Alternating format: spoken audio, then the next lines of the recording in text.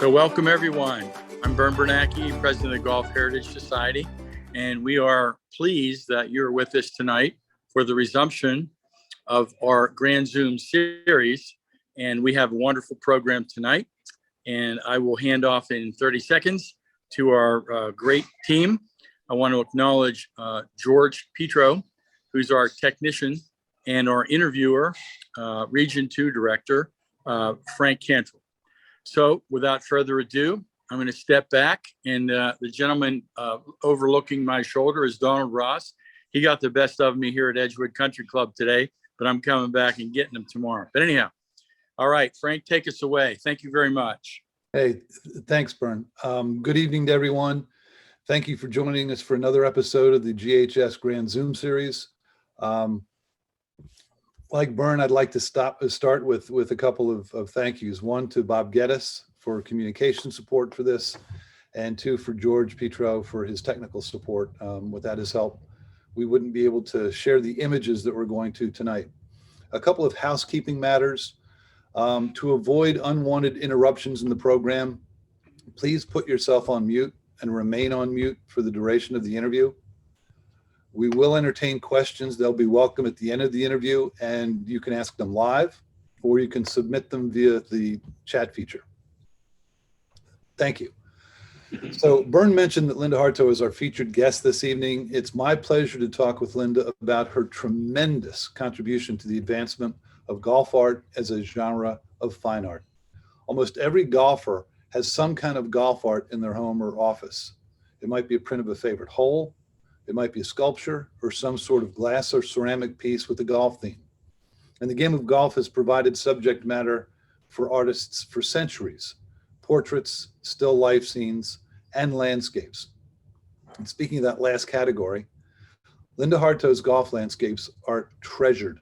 She's been described as, quote, the best golf landscape artist on the planet, end quote. Not going to argue with that. I completely agree. I promised Linda that I wouldn't march through her resume and accolades right here at the outset. We'll kind of cover that ground as we go through the course of this conversation.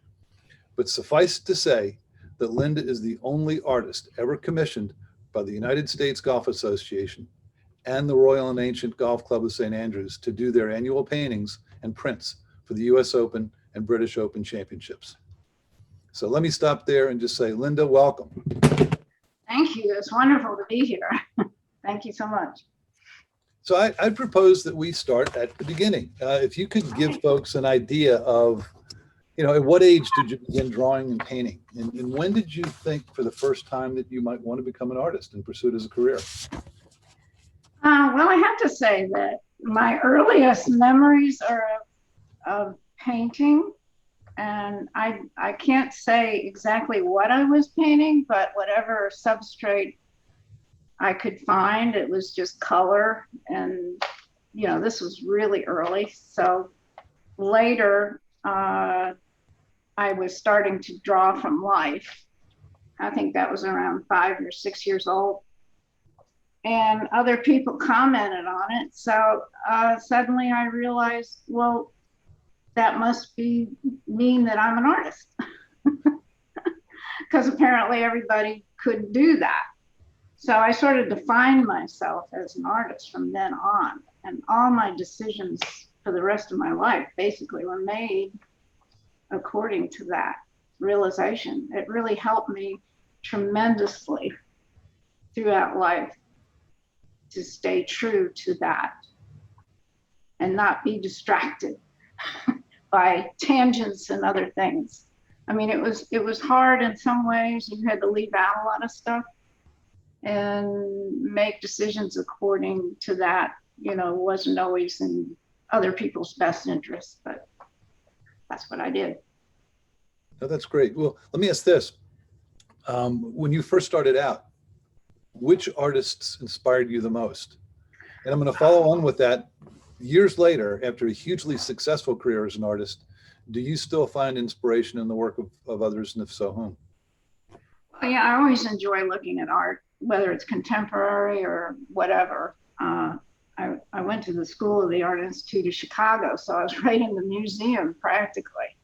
And there was wonderful art there of all kinds. obviously, but I think some of my favorites were like Georgia O'Keeffe, Edward Hopper. Hopper, I really like the way he used light, which is a huge element in my paintings. And of course, Andrew Wyeth was also an inspiration, and Degas because of his compositions, and all the Impressionists, Van Gogh for the movement, you know, and anybody that I see that's a good landscape artist is fascinating to me. When you were, before you got into golf, did you have any favorite subject matter to paint before getting into golf landscapes? Yeah, well, I had a variety of subjects. I did landscapes, I did portraits, I did equine portraits. Horses were always a first love for me, going all the way back. And there's one there that was in Georgia, a place. But yeah, I really loved just about everything. It was hard for me to just sit on one subject. Those are the Superstition Mountains. I did those in the 70s, and now that whole entire area there in the foreground is golf courses. Haha. Yeah, this is a polo scene I did about the same time I got into golf paintings. I was actually thinking of going into equine painting as kind of a genre to specialize in. So that was one of the paintings I had done to jury into the Academy of Equine Art. That was remarkably good. This was a pastel, local theme here, one of my favorite places. I've drawn that tree backwards, forwards, pencil, leaves, without leaves. Just a very favorite subject. Well, all right, so let me ask, because you raised the subject. Pretty much your golf landscapes are done oil on canvas now, right? Yes, yeah. But have you experimented and tried other media as well? You just mentioned pastels. I do a few watercolors, but mostly I do those for the margins of the prints. I don't do them as the finished piece of art. I really like oil. Oil on canvas is like the best, you know. It's the best way to express myself, so I pretty much stick with that. I gave up with pastels back in the 80s. They're messy, and I was worried about inhaling the dust. As much as I love them, I just don't want to go there anymore. Well, that last painting that was showed was remarkably good, and you said that was in pastels. Yeah. So looking back, were you active in sports growing up? And how were you first introduced to the game of golf? My father. My father was an avid golfer all his life, so it was part of our life all the time. We always had a golf, or he always had a golf club membership. And when we moved to Louisville, he was a member of Big Spring Country Club. And I wasn't much of a country club type person, but he wanted us to use the club. So he was trying to get me to play golf or something. And so he said I had to take lessons and play, 9 holes. And if I didn't like it, I could quit. So that's what I did. I took the lessons, I played 9 holes, and I thought, this is a discipline. I don't have time for art. And I was also riding horses all the time. And that was my sport, so to speak. I've always been into horses and riding and equitation. So I just didn't go any further. I just saw that when you hit the ball and visualize where it's supposed to go, it doesn't. The nature of the game, right? Yeah. So like now I'm an avid watcher. I love to play. I love the game. I love to watch other people struggle with it. But I already have a discipline, so I look at it in the same way. Well, in the earlier images we saw, we could see that some of your activities, including horse riding, was inspired your artwork then, and even some of your landscapes. But Yeah, I so always drew horses. When I was little, I drew horses from the beginning. So as we transition to your career doing golf landscapes, when did you paint your first golf landscape, and what course was it?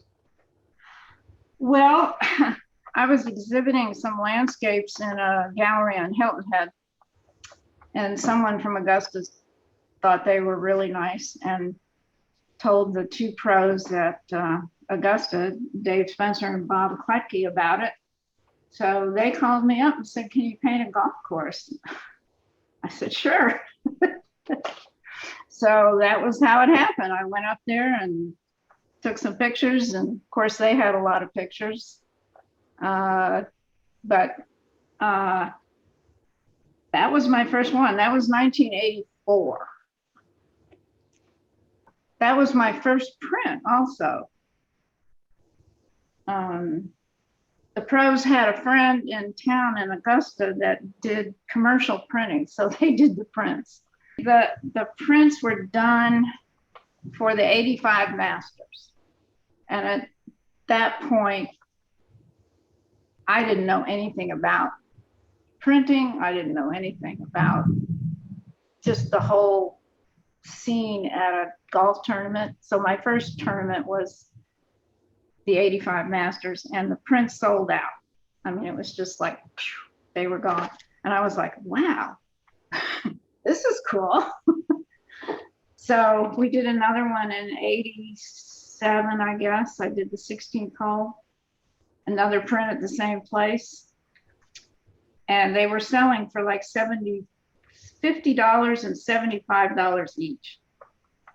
And I thought that was pretty cheap for a limited edition. But anyway, that's what they thought they should sell for. And anyway, once after that, I started getting calls from other clubs. And I got commissions. And I thought, I need to find out about this a little more. I need to find out about the business of it and see what there is to it. So at that point, I just started investigating it. I had a commission from Lake Nona. I did a very large painting for them. I got a commission right away from the Country Club for the '88 US Open. And I went up there and I did 2 paintings for them. And I think 1988 was a major year for me, because that was the year I actually went and I talked to Joe Beddix at National Golf Foundation. And he helped me get connected with some people like Mike Clemmy, who was a golf photographer from that time.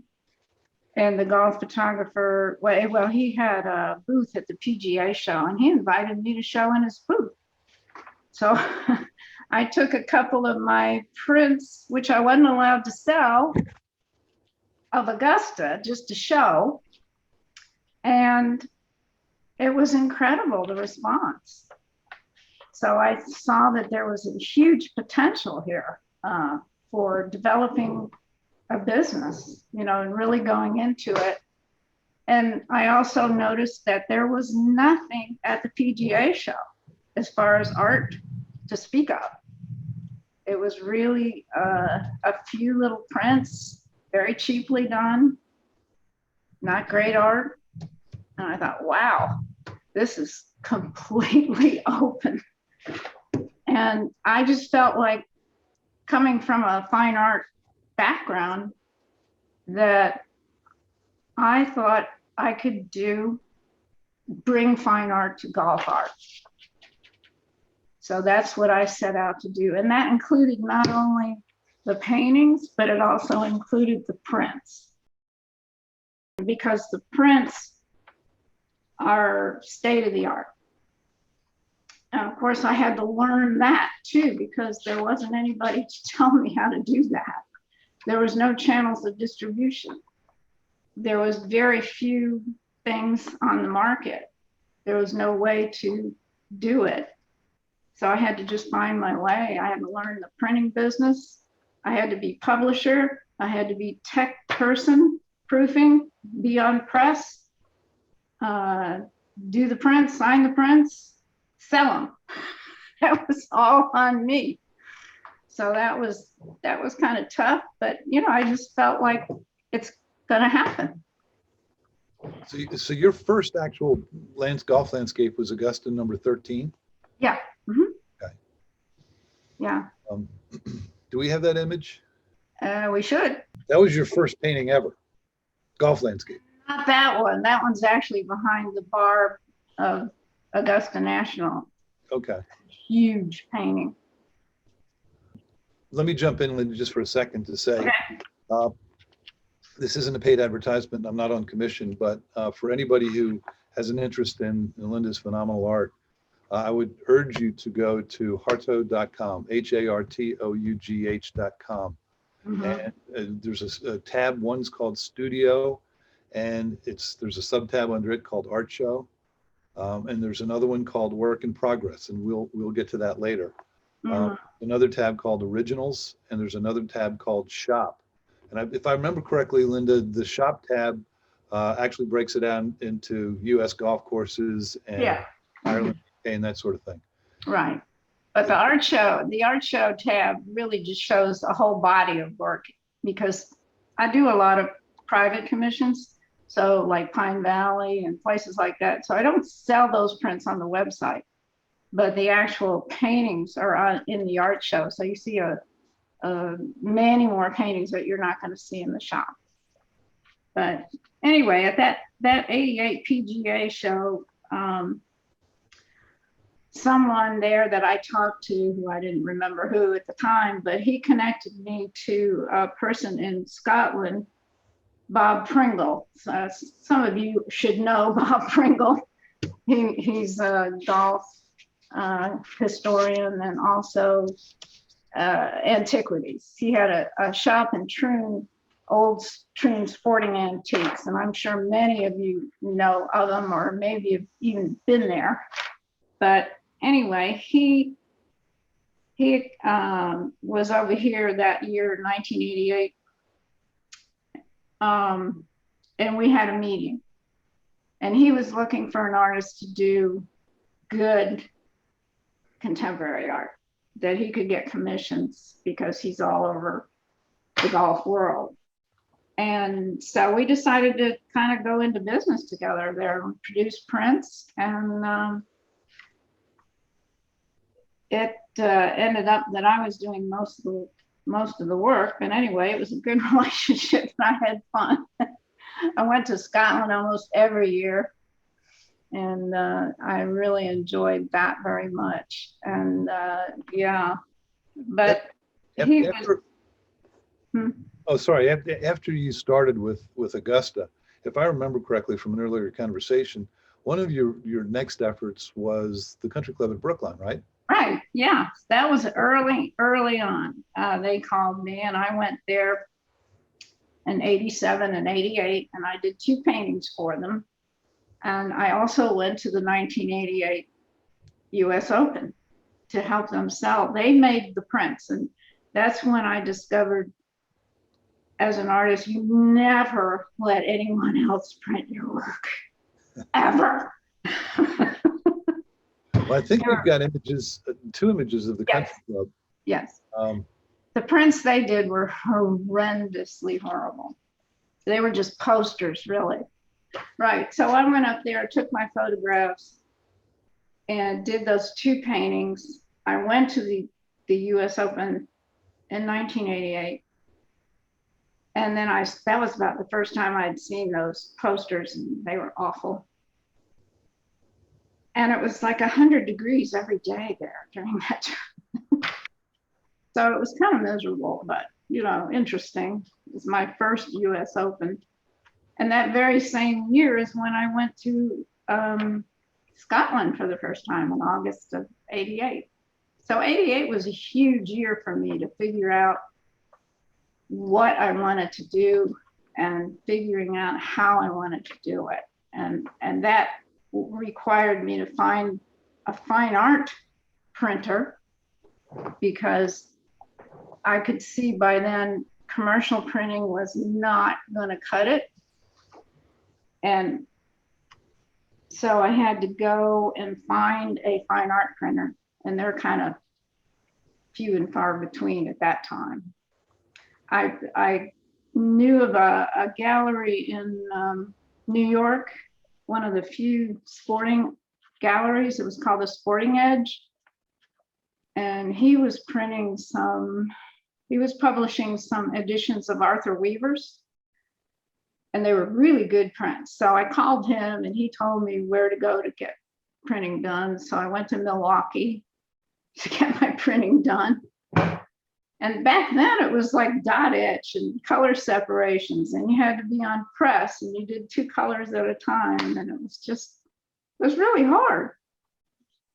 But now it's easy, G-Click. But back then you really had to know the whole technology of printing just to know what to do and how to proof things. So it was quite a learning process. That was the 9th hole, which I understand is actually the 10th hole this year at the US Open. They have composite US Open courses, and in the 88, this was the 9th hole, but this year it's the 10th. No, that's beautiful. And I know we're all excited about watching the US Open next week. Yeah, and I also did the 3rd hole, the pond, and later we printed both of these. When they had the 99 Ryder Cup, we used these 2 original images and we printed good prints. We did a really nice limited edition of the 3rd hole, and we used a really nice poster with the 9th hole image. So finally they got printed right. Well, as I mentioned at the beginning, one of the reasons why, for those participating on the call tonight, that we wanted to have Linda join us is because of the work she's done for the USGA with respect to our national championships, and the fact that the US Open will be played next week. But Linda, you did that for what, nearly a quarter of a century, and I think we've got some images of places ranging from the Olympic Club to Pebble Beach to Bethpage Black and others. Yeah, I had 25 US Opens from 1990 to 2014. And I also was doing the Open Championship at the same time. There's the 3rd hole. Yeah. That's at the Country Club. Yeah. Yeah. Beautiful. And you'd done that shortly after you did your first Augusta painting? Yes, I did those 2 right after the first Augusta painting. Yeah. Yeah, and also Lake Nona was after that. Just after that. And then I went to Scotland. Oh boy. That was really good. Let's see if we have a couple images, I think, of US Open venues you painted, the Olympic Club in Pebble Beach. Bring those up. The reason I got the RNA and the USGA commissions was because Bob Pringle, who again, in 1989, I went to the Open in Troon and I showed 2 paintings and sold 2 prints. And he promptly went to the RNA, of which he is a member, and sold them on the idea of doing an annual series. So they were like, yeah, we like this. So we got the commission starting with 1990 in St. Andrews to do the whole Open rotation. So he promptly went right over to the US and went to see the USGA and sold them the same thing. So I started my US Open series in 1990 with Medina.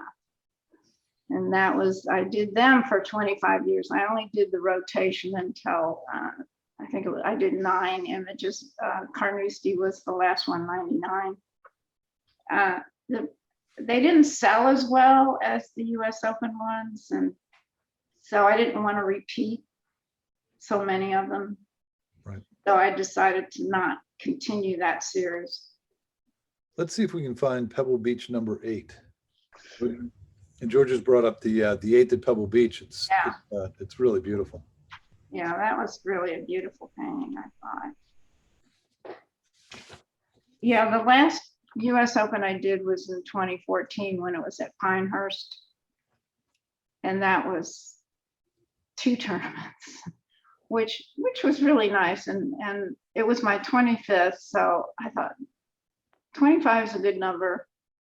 I'm going to stop. So it's just tournament work is really hard. And I was doing US Open every year and Augusta every year. And I had so many private commissions I wanted to do that I couldn't keep doing all those. I don't paint very fast. If I do 3 or 4 a year, I'm doing good. There's so much work to getting those 3 or 4 just from going to the course and getting the reference material. And then once the painting is done, then there's the technical part for printing. It just takes so much time. So I really decided to quit doing tournament work and just do private commissions basically, which is what I'm doing now. I do it for private customers and certain clubs. And that's kind of what keeps me busy now. I know we've got Bethpage Black, I think the 4th hole. Yeah, the Bethpage is, I think, one of the best paintings I ever did. I just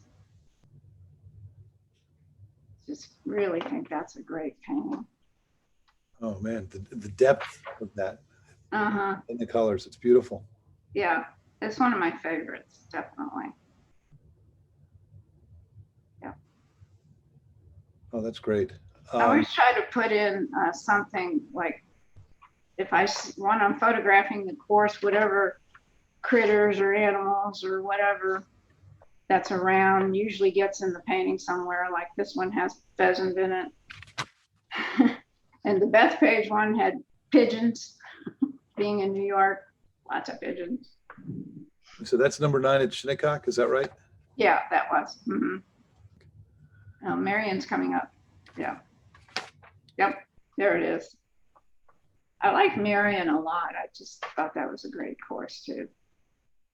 My ball's been in that, whatever that waste. That's the quarry. Quarry. The quarry hole. I thought the quarry hole was really neat. I would have loved to just do a painting of the quarry. I thought it was kind of spooky, that quarry.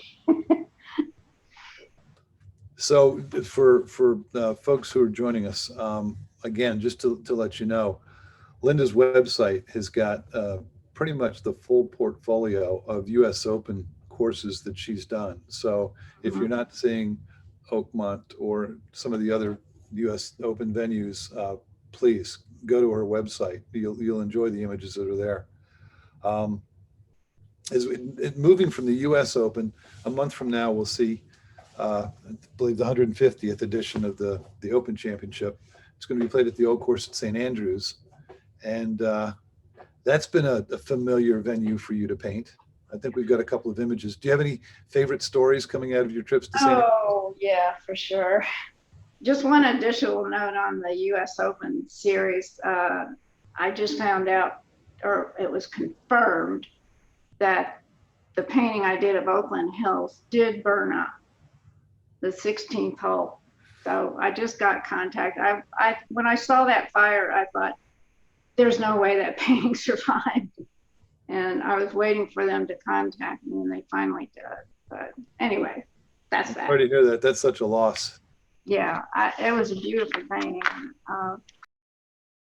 St. Andrews, of course, the first time I went to St. Andrews was again in 1988 when I went over to meet Bob Pringle over there, and I had to photograph Troon, of course, because the next year was the '89 Open, and I had the paintings there and prints at the stand in the Open Championship And anyway, when I went over there after I worked there for a while, he took me on a tour of Scotland, which was quite incredible. And that included salmon fishing and going to all the old courses. And then we went way up around the Dornoch and all around. And then he came back down by St. Andrews and put me in a bed and breakfast there behind the Scores and those little old bed and breakfast places and left me there. Bye, I'll be back in a week. So that gave me time. I had no car or nothing. I just had to walk. I walked all over the city and I walked over the course constantly, took tons of pictures. And this was before I knew I was going to be painting it for a series by a commissioned series by the RNA. But anyway, during that week, it was just incredible to be there and experience that town, which I'm sure most of you know what it's like. And in '88, it wasn't quite so developed, shall we say. So when you were out on the course, I experienced, I don't know what, but it was different. It was like a little bit of metaphysics, let's say. You just got the sense of the history and the tradition and all the people that had been there before. And it changed my perspective. I mean, it's so completely different over there than, say, Augusta and some of the US courses. I think over there you really tune into something a little bit different. And I tuned in. And I think we've got one of the old course, the 18th hole in the Swilcan Bridge. Oh yeah, we need to show that one, of course. Beautiful.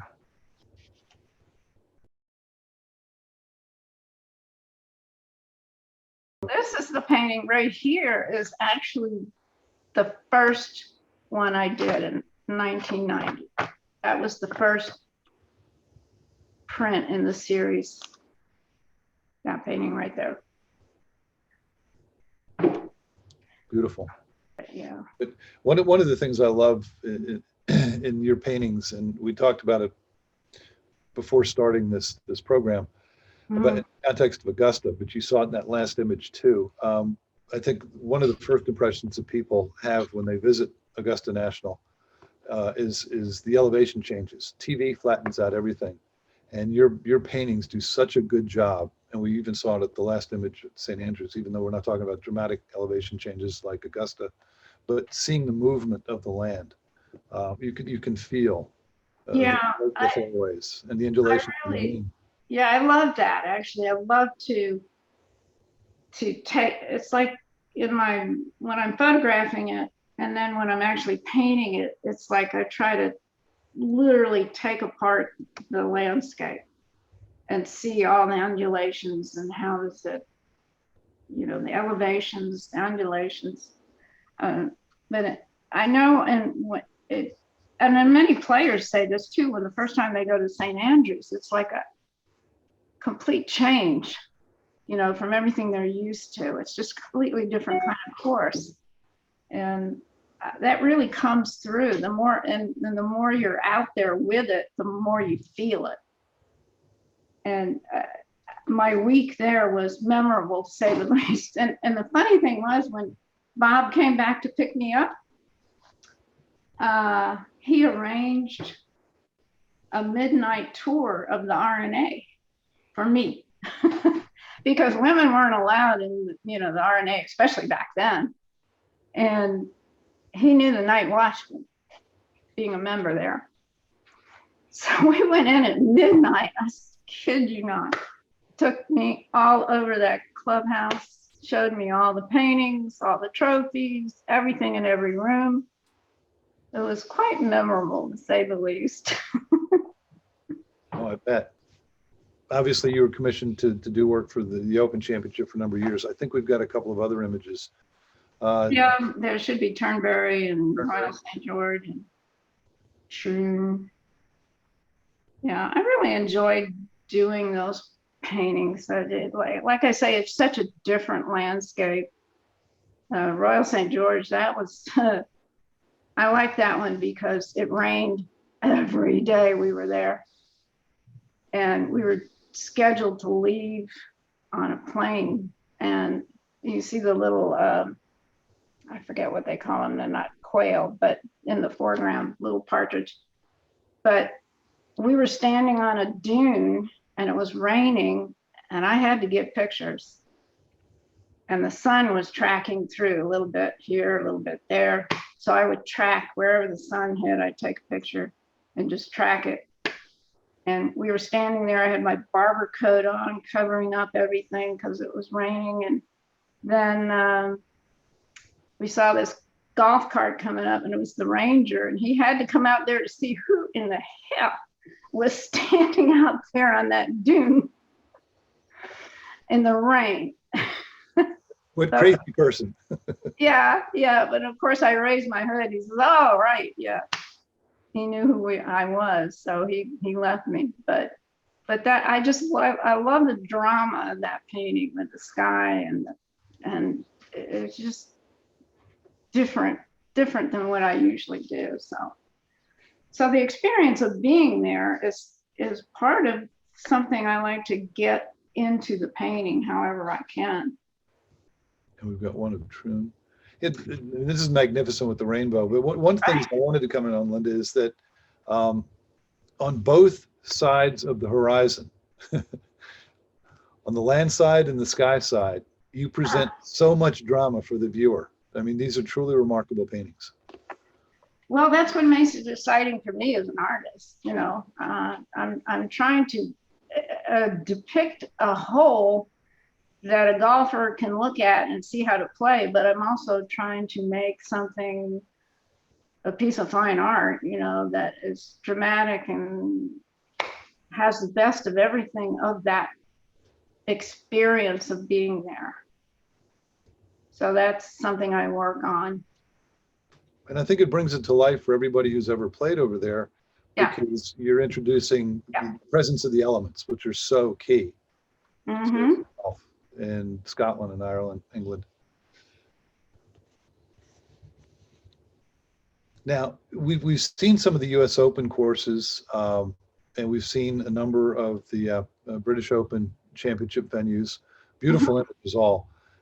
In addition to Augusta and the commission courses for the two Opens, are there any favorite golf courses that or paintings that you've done elsewhere?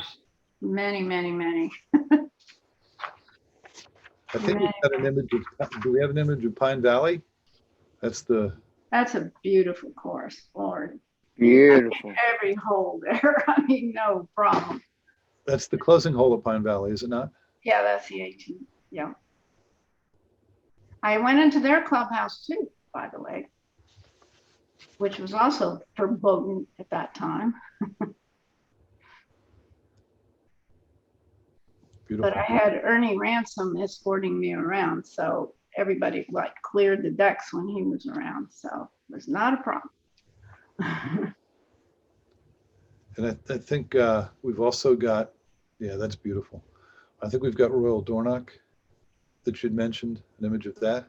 Yes, Royal Dornoch is a very special place, Lord. That was eerie place, I'll tell you.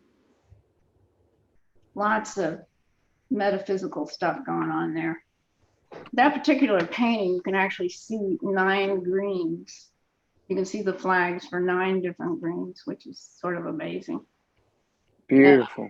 And when we were photographing it, my husband and I were walking the course, and I like late afternoons and early mornings. This was late afternoon. And it was weird because when dusk falls, all these rabbits started coming out of the gorse. I mean, it was just like, whoa. And we thought, well, that rabbit fence didn't do much good. And then you looked on the other side of the rabbit fence, and there were hundreds of rabbits coming out. It was a little creepy, to say the least. And we had walked all the way out to the 10th hole while the sun was coming down, and there was a bagpipe band in the town center that night, and that started coming over the hills. And it just made your hair stand on end. It was just an incredible experience. And we walked all the way back into the course, into the town center from the 10th hole out, and the concert ended as we got to the town center. So we had it coming all the way in. It was pretty neat. I think we've also got an image of the 9th hole at Royal County Down. You've mentioned that was a favorite. Yes, that's a favorite, absolutely. Oh, that's beautiful. Yeah, we were there for a week. All kinds of weather again. I always, when I go over to Ireland or Scotland, I always schedule at least a week per course, because the weather is just so, well, you know what it is. And that mountain made its own weather every day. So this is actually a combination of late afternoon, which was good, but the mountain was covered, and earlier afternoon when the mountain was just starting to build its cloud cover. So I had to combine the two, but it worked out. And we also rode horses up into the Mourne Mountains and looked back down at the course from up there. It was kind of neat. And I think we've got an image of Spyglass number 3 as we're going through some of your favorites. There it is, yeah. Yeah, I just like the movement of that one. I was freezing to death, and there had to be a 20-mile-an-hour wind at least. But you can just, at least I can feel that there. I can feel that front coming in off the ocean there, and I just really like that one a lot. And you can see in the distance there's these deer, and there were tons of deer on that course after, when it was this time of night and nobody was playing it. Oh man, they were everywhere. Huge deer with huge antlers. My husband was like, oh my God, he's a hunter. So he was like, wow. See 9 huge bucks standing there with their antlers all crossed. It was amazing. Well, I was going to ask you a question later, but maybe I'll do it now, given the obvious time of day of this painting in the shadows. Are there particular times of the day that you're looking, like earlier in the morning or later in the afternoon or evening? Definitely, yeah. The lighting is everything to me. I mean, that's the most important element in the painting. And so I have to find that lighting that shows off everything that I want to show off. Beautiful, beautiful. Yeah, that's just an iconic Harbortown painting to me. I couldn't ever make that any better, I don't think. But it's and then they have it on their scorecard and have ever since, which I think it's great. I love that. That's a beautiful image. Yeah. How do you go about the process? For some of these, it probably seems somewhat obvious to us, but if you're commissioned to paint a golf course, is the club or an individual identifying typically a hole that they want you to paint that they've selected, or do they leave it to your artistic judgment to find the best composition and lighting? How does that usually work? It's really a combination. If I've never been to the course before, I like to get a tour of the entire course and get a feeling for it. And then I talk to everybody, and I want to know, what is it about? You know, what do you think about? What hole do you think about mostly? Or sometimes it's a signature hole, sometimes it's not. And then according to what they want to use it for, I like to incorporate a sense of place, so that if you look at an image, Oh yeah, you know where that is. You know, as much as possible. Sometimes it means the clubhouse should be included. It just depends. Like when I did Jupiter Hills, I don't think that's in our list, but they have a signature hole, and it was a great hole. And I thought, well, you wouldn't have any idea where the heck you were. And then while I was going around the whole course, and we came up to the 10th hole, and just behind the green at 10th hole, I went, oh my God, this is it. You could see that clubhouse, that wonderful clubhouse in the distance. And I just, you know, that had to be it. Nobody had thought of that. But then when you question people, they were like, oh yeah, that is the best view. You know, everybody loved it, but nobody had really thought of it. So it can be any combination of things. But I like to figure out not only what is it for, what's the importance of the whole, what does it look like? You know, how great a painting is it going to be? And all of those factor in. And usually, if I come up with something they're not expecting, they go with it. So that's good.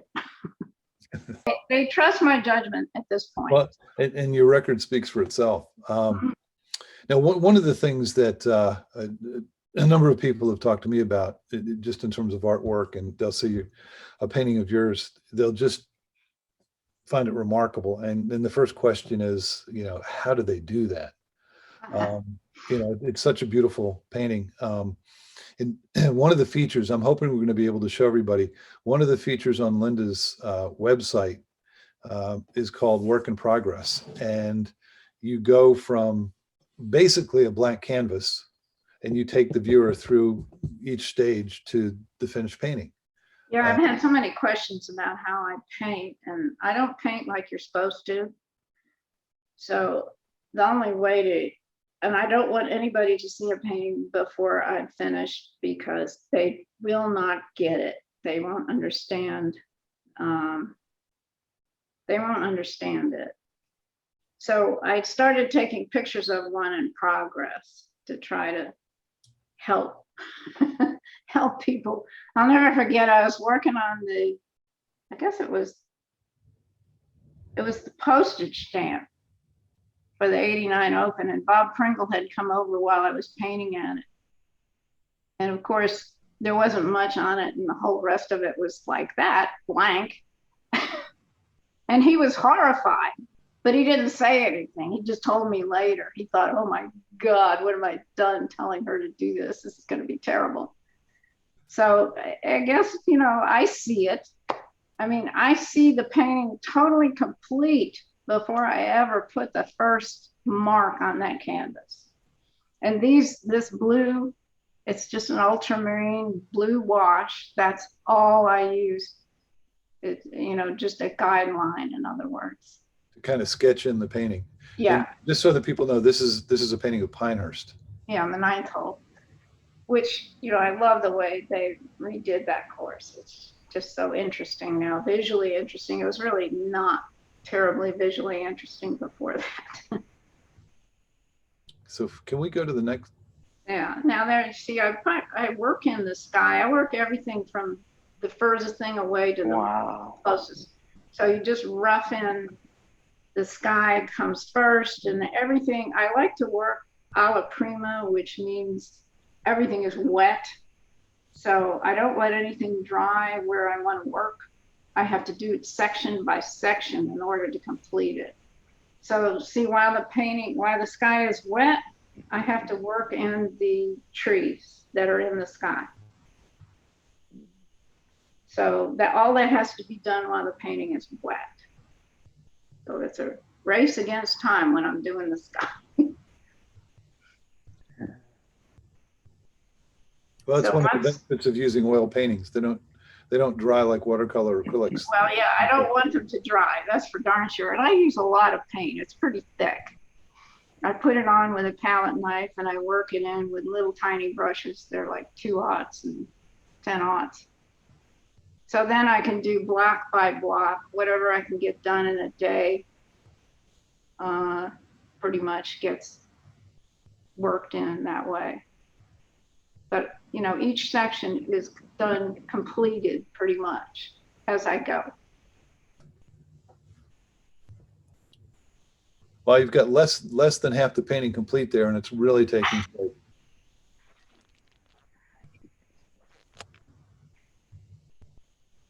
Wow.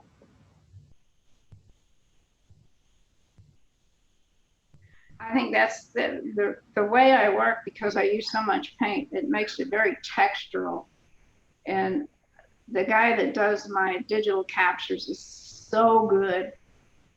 I mean, that's really hard to get a good digital capture of because of the specular highlights. So he has this method he uses that polarizes it a little, you know, I mean, he just works it so that you still see the texture in the print, but it isn't, you know, it isn't the bad parts of the texture like the specular highlights, because it's high gloss, high depth paint. Yeah. So if you get a standard capture, the specular highlights are just horrible.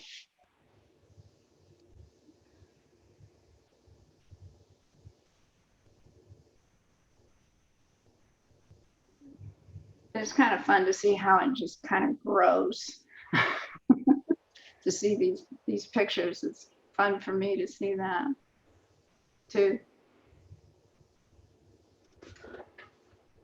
There's the completed painting, pretty much. It's beautiful. So typically, I know it's going to vary from different paintings, but typically, how much time are you looking at? Is this over a course of weeks that you're starting and completing a painting? Oh yeah, definitely. It'll take anywhere from 3 to 6 months to do one. One good thing about painting the way I do, if I have to leave it, I can leave it. Because like I say, each section is complete. So if I get interrupted and I have to travel, I have to, you know, stuff comes up, life happens.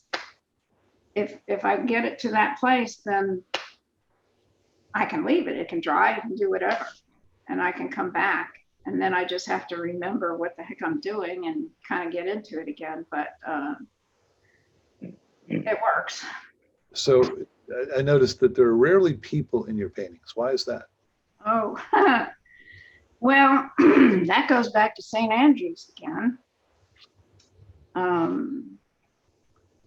It was a different awareness that I was experiencing over there.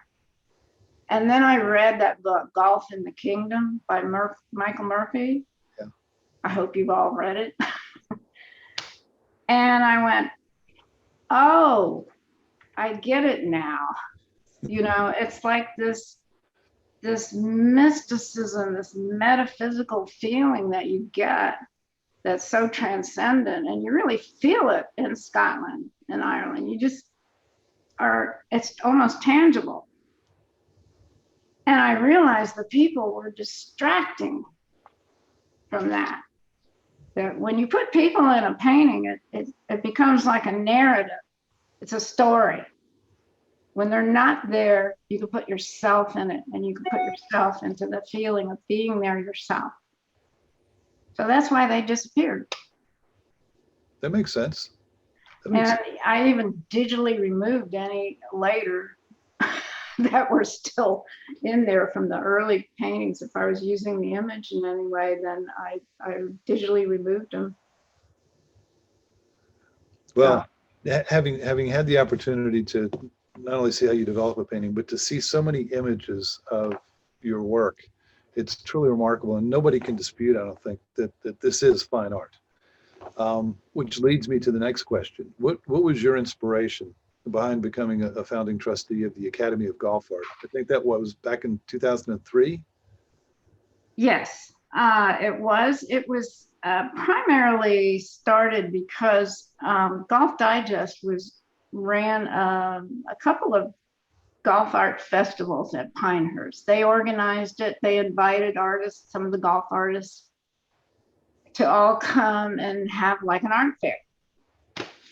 So being that we were all together, we started talking about forming an organization. And I had always felt that, well, actually, because I came from a fine art background, totally, that golf art was just not appreciated in this country at all as part of fine art. You know, the museums, the publishers, they just weren't looking at it at all. It wasn't something they even considered. So that kind of ticked me off, because it was like when I went into golf, it was like I left the art world. You see what I mean? Yeah. I was no longer connected to the art world. So I thought, well, this organization, maybe if we organize and have art shows, and that would call attention to it as a genre of fine art. That was the goal. And also I felt like, and I'm absolutely sure of it because we had some shows, there are plenty of really good artists out there that would like to do golf art. They have no way to connect to collectors. They have no way to show it, because where they normally show it would be considered like, what the heck is this? You know, why are you not doing what you're known for? And, you know, I've had that before, way back when I was doing multiple subject matters. It would actually disturb people if I had something there that they couldn't identify as my work. And so I thought that, again, that it would help the whole genre and the whole golf world if you could attract those better artists to contribute to it. So that was the goal. And we're still working on it, but it's hard. I mean, the economy and everything else is like against us. Well, a couple of years ago, I know there was a show down at the Morris Museum in Augusta, and that was a big success, wasn't it? It was a very big success, and I think the Morris Museum would actually like to take the Academy of Golf Art in-house and really develop it. But again, it's funding. You can't get funding. They're trying to build a whole new museum. They need to expand. And Augusta would be the perfect place to be the home of the Academy, you know, with a gallery. And I mean, it's just like a no-brainer. That's where it should be. Everybody comes there once a year at least. And anyway, it's just a matter of the economy, COVID, funding. Ugh, it's just very frustrating. To me, I see it, you know, I see it like cowboy artists. It could be like cowboy artists with golf. You could have a huge event during the Masters. And I see it, the director sees it, but you can't get anybody else on board. So it just sits there. Well, hopefully they'll come around. I do too. But it's clear though that your artwork is very well placed in some of the most prestigious clubs in the country. And also it's made its way into some pretty significant private collections.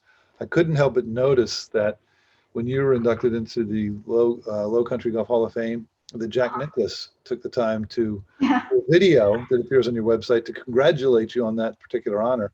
And I think, of course, of that, he mentioned that he's an avid collector of your artwork and has several pieces of yours. How did that come about? Well, that goes all the way back to the early 90s. ABC, who was still into golf then, they were doing specials with Jack Nicklaus back then. And they did two of them. One of them was called The Most Dramatic Holes in Golf. And this was, I think it was 91. And so their concept was to create paintings that they would do like a green screen thing where Jack would actually walk into the painting and describe and play the hole. So that was their whole concept. And so I did a number of the paintings. Kenneth Reed did some of the paintings. And so they produced this, and I went down when they did the production, and met Jack and all that. And then later he bought all the paintings that I did. So that was nice. And they did another one in 92, another thing like that. And he bought the paintings from that too. So he has about 7 paintings, big ones, nice ones. Very nice. So I know too that going back to the Academy of Golf Art and collectors, that we have several members of the Golf Heritage Society who are members of the Academy. And I encourage everybody to visit the website, Academy of Golf Art, Google it. And I think you'll really enjoy what you see. But let me close before we go to questions, just with a question. What are some of the things you most enjoy about being a member of the Golf Heritage Society? Well, I guess it's, well, certainly part of the business, and it includes art and prints and collecting. I'm just fascinated with all the artifacts that come from the game. I look at every single auction. I like to look at every single piece. I don't know why, but I like to see, oh, there's one of mine. And it's really interesting. It's fascinating to see what brings what and what collectors collect.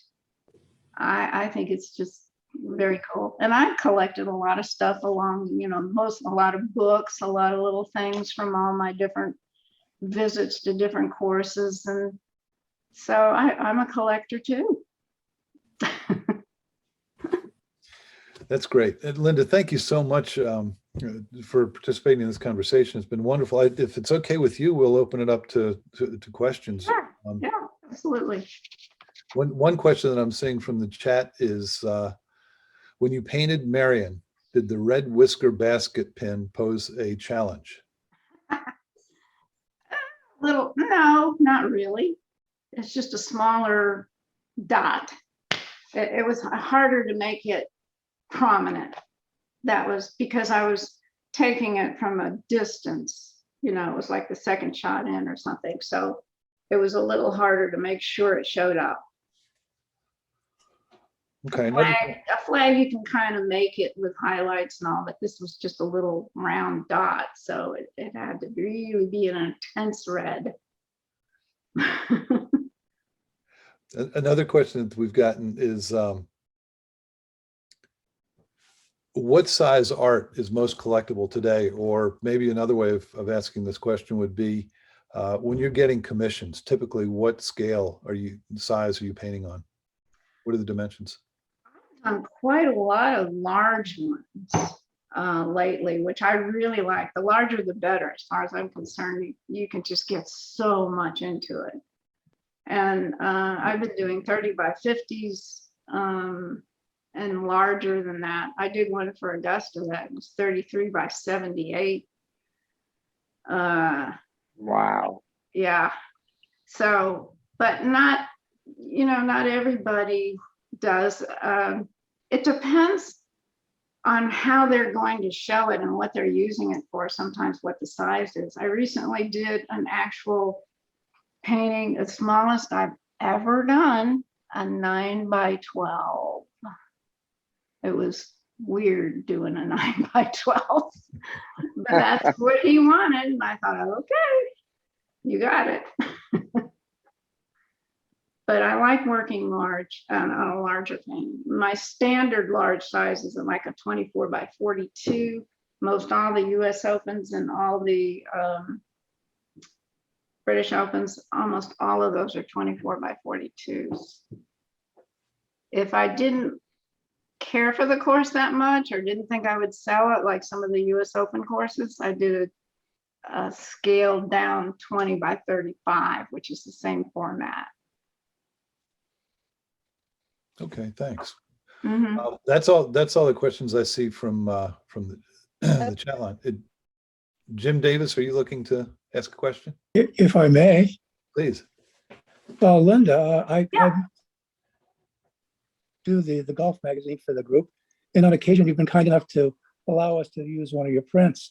Oh, sure. Given what I now know about how precise you want that print to come out, Are you a little bit nervous when I ask you to use one of those things? You're wondering how it's going to come out on that cover?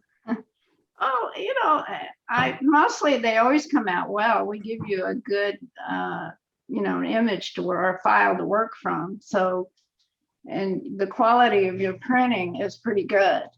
I mean, it's not like newspaper. No. And especially if you're showing it online, obviously it's going to be the same as what we have a digital capture of. So I don't worry about it. One more question, Linda, if I may. You mentioned Golf in the Kingdom. Yeah. If you were asked to paint something from that book, what would you paint? Wow. There's so many little places on St. Andrews and Royal Dornoch, and I even felt it on Marion and the quarry hole. There's just places that kind of, you just have that feeling about. But mostly I would say over in Scotland and Ireland, I get that feeling. Yeah. Thank you. Mm-hmm. Sure. Do we have any other questions? Steph? Hi, Linda. So I have two questions. Number one, do you stretch your own canvas? Because those are interesting. Those are like not the standard pre-stretched canvas dimensions. Right. Yeah. No, I stretch them. Nice. Good stuff. My second question is, are you able to show us any pieces that you're working on now, or let us know what you're working on right now? I have a commission for a gentleman. It's a place in Pebble Beach area, and I've got one coming up, another one coming up from that area, and another one hopefully from Ireland. But I can't, really announce them right now. And cool. Yeah. Jim Jesselnick. So Linda, when you do an original and do you always know you're going to do prints from it? And then the bigger question is, how many copies do you decide to do ahead of time, or do you let it sort of see how many sell? In other words, do you always do a limited edition, or is it usually an open edition? It's both. I think sometimes I do little digital prints that are open, because there is that category of people that really want, and they're very useful. But most everything is limited edition. Back early on, you had to print the whole edition. Whatever you want to print, you had to print it one time. Now it's all G-Clay.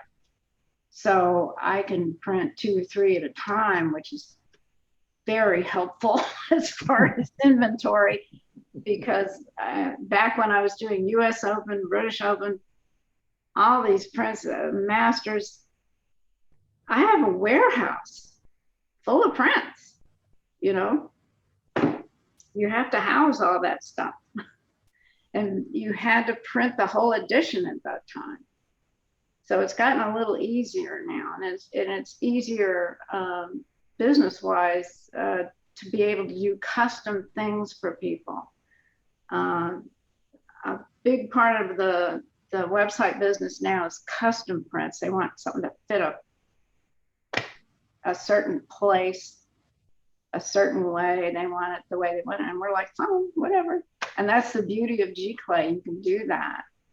You can texturize it. You can, endless. And the guy that prints for me, he's so fantastic. We have to crop it. If we have to, whatever, gallery wrap it, whatever. He can clone the image and do whatever needs to be done, and it's just very cool. Couldn't do that back in the 80s and the 90s and the early 2000s. Oh, there's Keith Campbell. Good to see you. You mentioned a few minutes ago about a small painting that you did. I was just curious if you could, smallest you'd ever done or something. And I was just curious if you could explain what was the medium that you did and what was the occasion. Because I know how big your paintings are, and I do a lot of smaller pieces.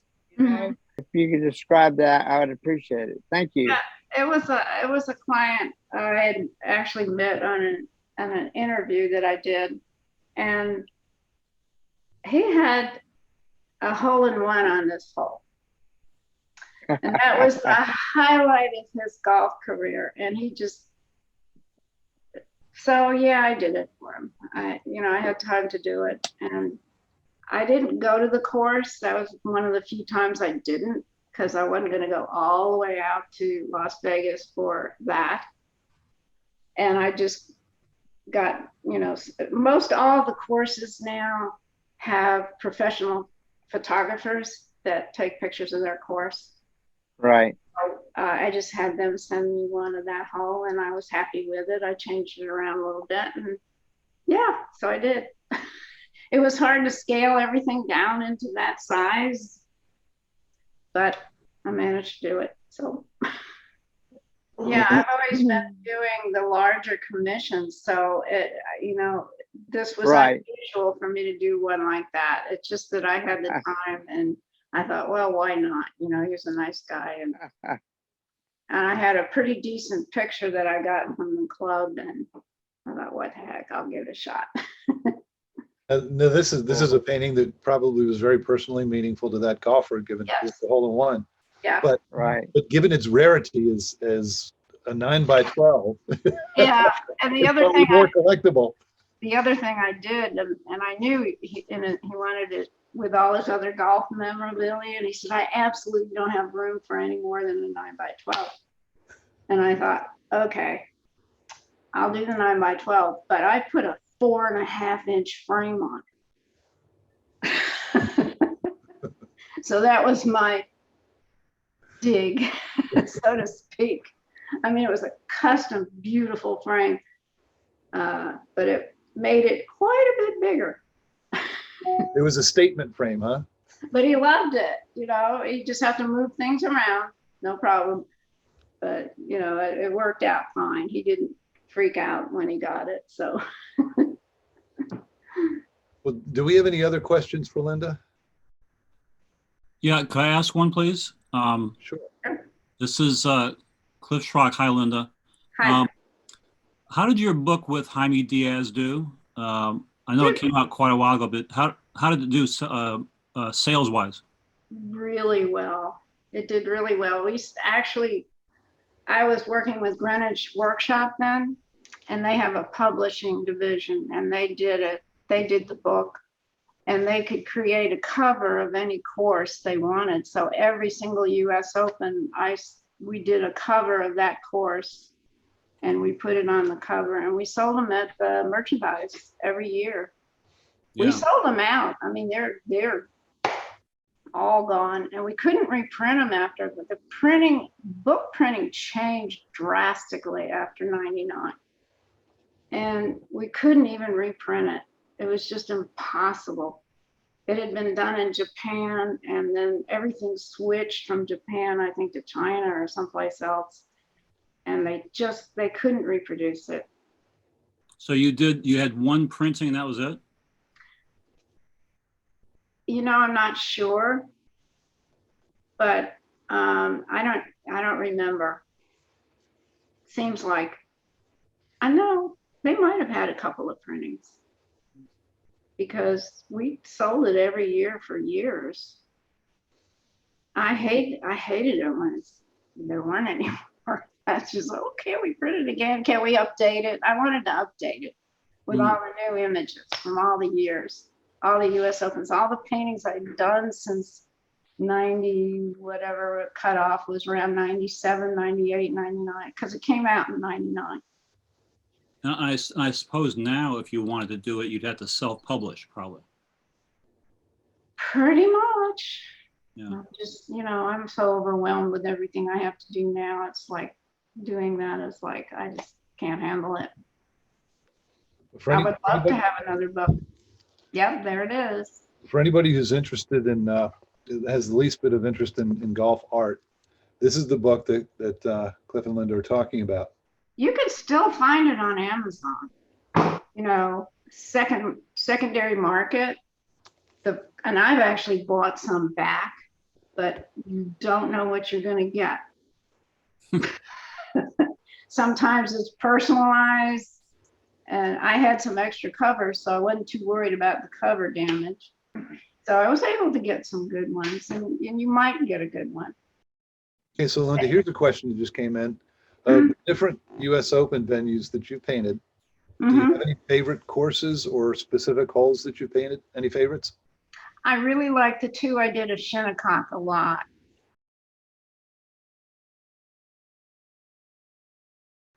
And of course, the Pebble Beach ones.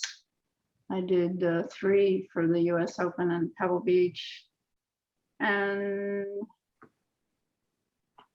there were a lot of really nice ones. Oh, of course, the Bethpage, the 4th hole. I thought that was one of the best. Trying to think of all of them. Yeah, but you know, there were a lot of great ones. There really were. All right, well, let me do this just in. Frank, Jan Bell Jen has a question. Jan. Okay, great. Hi, Linda. How are you? Thanks for being here. Good to see you. Thank you. Good to see you. I don't see you, but You're not missing anything. I had a hard day, and I was lucky to get here in time, so you don't need to see me tonight. okay. But I noticed in the 17th hole at St. Andrews that there was some sod sloughed into the bunker. You took great pains to put that in. And so I wondered if any of your commissions wanted to have perfection in the paintings. Oh my gosh, Augusta, you talk about perfection. They were the worst. As far as, I mean, I would photograph the hole, I would show them, you know, what I was going to do ahead of time. And then they say, well, the flag shouldn't be there. And I'm like, I showed you the picture. So I had to move the flag in a painting. And that is the worst hard thing to do because that painting is textured. Not only do you have to take the flag out, but match the texture where you feel, oh, it was just a nightmare. And when I did the 4th hole at Augusta, a friend of mine, a good South Carolina friend, said, don't forget to put the palmetto in it. Well, you know, it's just a mass of trees. You don't think about it. But that's the South Carolina state tree, right? So I made sure that palmetto was in there. And sure enough, when I brought that painting in, did you put the palmetto in? I said, yes, sir. And they were like, really? Really? I said, right there. I mean, they were really tough. I had to actually sometimes take them out on the course and show them that this was correct. But I didn't have to do that with anybody else, but it sure taught me. Well, it was just that to see those little clods of sod in that back bunker lent so much realism to the picture, and that's detail is what you do, and so thank you for that. Well, I appreciate that. I mean, when I take a picture of a hole, I have 100 pictures of that hole. And I'll take 300mm blow up of every single piece of that whole scene. It might take 20, 30 shots to get every single thing in there. So then when I'm working on the painting, I can go back and take any section out of it and see it in perfect detail. And I overexpose, I underexpose, so I can see in the shadows. So my pictures look horrible if you're looking at them just as pictures. But it's like, to me, it's like a huge jigsaw puzzle with all these different little elements that may or may not get incorporated. And that includes if I see certain critters that live on the hole, they might work their way in. depending on the scale and how they can be incorporated. But I capture all of that. Whether it gets used or not, don't know, but at least I have it. And that's the important thing, especially if you're going to Scotland. Then you get back and you go, oh, why didn't I photograph that? You know, when you're working on the painting and you realize, oh, I don't have what I want. I don't have what I need, I think. So I overtake on pictures, way overtake. And that's the beauty of digital now. You can even take more. I used to carry lead bags full of film everywhere I went to take these pictures because, you know, it takes so many pictures. And when I switched to digital, I was like, wow, now I can just take everything and anything all I want, bad ones, good ones. If you take just a few overall shots, you can't tell what's going on spatially. If there's shadows, you don't have no idea what's in the shadows. So right off, I knew I had to adapt the camera to get the right reference.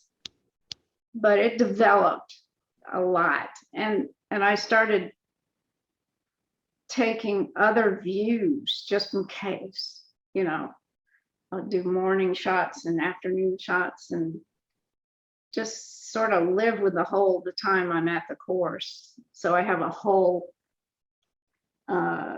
range of different choices. So when I get back and I look at all the pictures, and then I decide what I'm going to paint. I realize that when I'm at the course, if I think, oh, it's going to be this, it isn't always just that.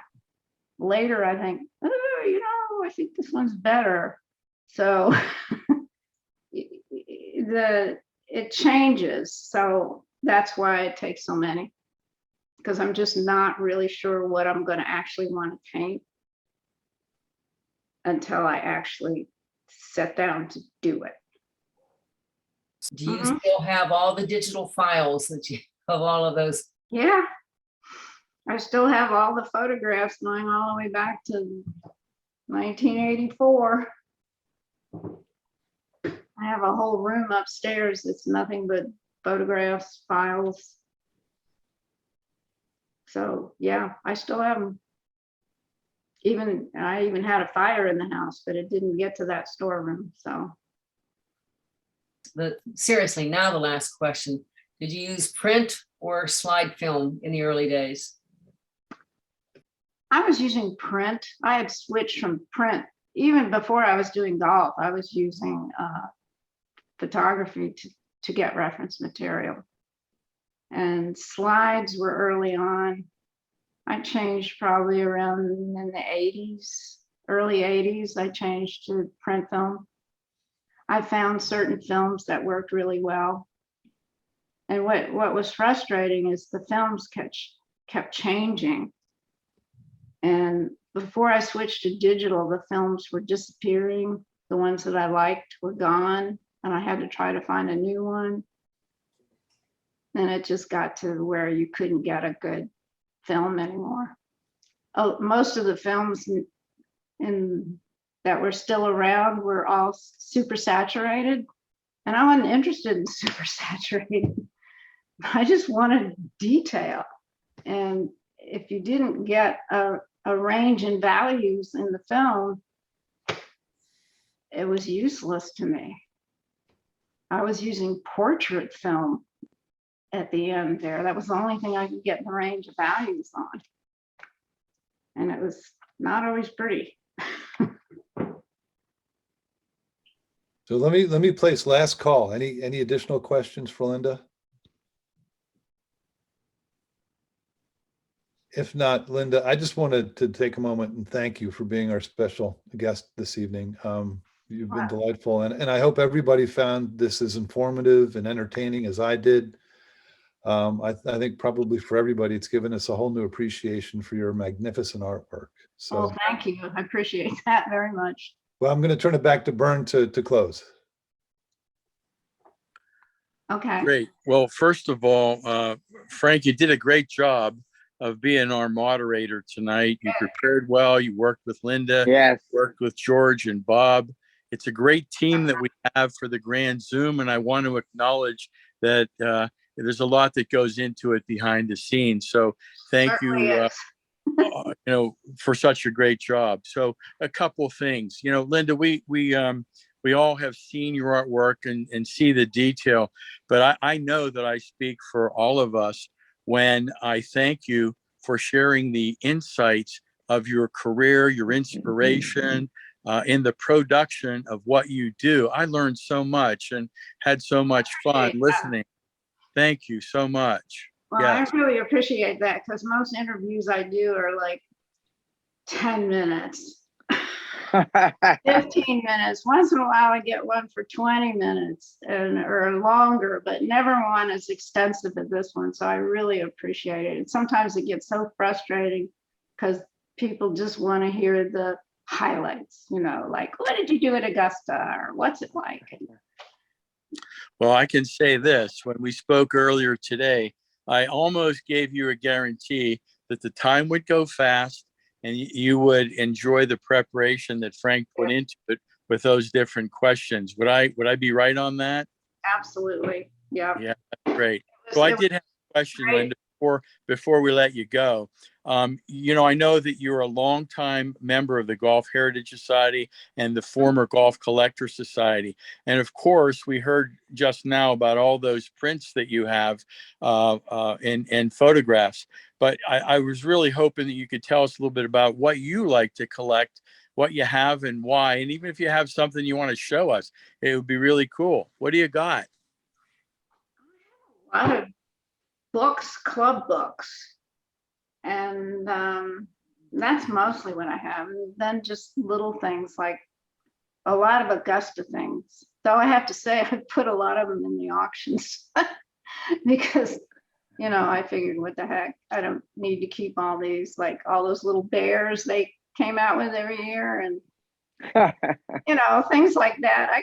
I collected a lot of things just at Augusta, really, in the merchandise tents, things I thought might be nice just for a while. And I have some antiques. I have some Spode plates that I did in the early 90s. Or early 90s? No, it was in the 80s. No, you're right. It was the 90s. And Spode produced a really beautiful series of urns and bowls that had golf themes on them. I have those. I think they're quite valuable, though I've never seen another one on an auction, and I look. And I did 3 Masters gifts from 99, 98, 99, and 2000. They were prints that I produced for Augusta, and they were in a gift box, and they show up on the auctions. And they used one of my drawings on that beautiful bowl that has, they sell those quite often. So I like to see my things show up on the auctions. That's fun. But Augusta would not give me one of those bowls. I was so mad. What? They would not give me one. And I look at every auction to think maybe one will go cheap. And it never does. It's always like $1,500 or something like that. I'm just not going to go there. Sometimes I buy one of my prints back. If it's a good print, I know I can sell. The auctions, they don't go so well. Art prints don't do so well on the auctions. So if it's a really valuable print, I'll buy it back. Very good. Well, again, Linda, thank you so much, both for your time and energy tonight and for your incredible talent. We've all enjoyed it for years and years, and keep producing, because we love every single thing you put out there. Well, that's what I do. I paint, and I'm not going to stop painting. That's for sure. That's all I know how to do. Okay, so I'm going to let you go, Linda, and I'm going to make a couple of announcements, and I'll ask for some help on this. There's a couple of things that GHS has been working on. the News Wire, which is a newsletter kind of a thing. We'll be back. We're working on the next edition for that. So watch for it next week. George Petro is working with myself and staff to produce that. The newsletter, which was invented by John Fisher several years back, which is a historic writing piece generally. We're looking to bring that back. We've got a editor for that and a production team for that forming. So we're very excited to bring that back again soon as a monthly. Jim Davis and I are concocting a couple of previously enjoyed pieces that will get us going. And then as new pieces come in by our members, they'll be submitted and we'll all enjoy them as well. And a couple of events coming up. You know, we're back from COVID. We're getting together. We had a great convention in Pittsburgh and Monroeville. We're going back to Latrobe Country Club June 27th. And we have a convention in Indianapolis, September 21 to 24. And for those folks who are interested in those events, I'm going to see if John Risbosin, who's working on the Latrobe, and Jim Jesselnick, who's working on the convention venue, if they would say a few words and maybe answer some questions, because there's still a lot of people on the line. John, would you like to talk a few minutes about the Latrobe event? Yes, Bern, thank you. With Latrobe, we're going to start with a little golf show at Glengarry Golf Course the day before. Our event is Monday, the 27th. So on the 26th from 10 o'clock till 4, we're going to have a free trade show that folks are attending or people want to show things, buy things, trade. That'll be available, can be done that day. And the 27th will be a one-day, all-day affair. Once we're done with the event at Latrobe, close to 5 o'clock, everyone gets invited to Spring Hill Suites, Arnie's Hotel there, for a gathering. We'll share stories. Howdy Giles will be there. Jim Rakowski Sr., Ron Lucas will be there. And we're counting on Jason Gore from USGA coming down. I'll be touch basing with him soon, but it's going to be a fun gathering. So we're encouraging folks to sign up to play, and we're going to have a little silent auction that day. Nothing real elaborate, but just little things to add fun. And the nostalgic putting contest will be a blast, where you can win cash and merchandise. Contemporary putting contest, Bobby Grace has donated one of his putters, so someone's going to win an original Bobby Grace putter. So it'll be a lot of fun. We encourage everyone to sign up and have fun with us. For the Indianapolis convention in September, we've got 2 golf events.